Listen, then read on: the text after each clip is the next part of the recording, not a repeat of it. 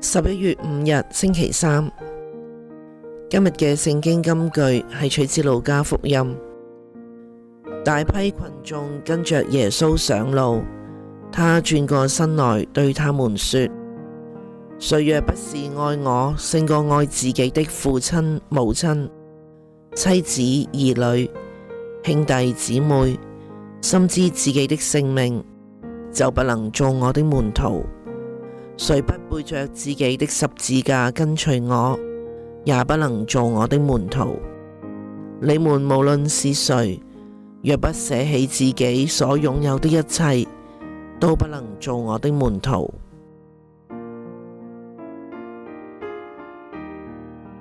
反省，耶穌向群眾開出做佢門徒嘅條件，大致上面都係以愛天主為大前提，因為愛佢勝過愛其他人就等同愛天主，其餘嘅呢，就係責任同埋捨棄一切啦。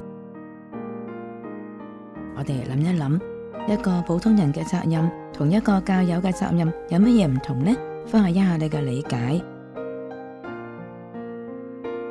我哋係咪堪當耶穌嘅門徒啊？有乜嘢理據支持呢？祈禱意向，祈求主耶穌讓我哋永遠追隨佢。我哋一定要學好聖言，好使德行日趨完善，通過生活實踐嚟光榮天主。行動回應，假日積極參加靈修活動或者服務工作，體驗基督徒嘅生活。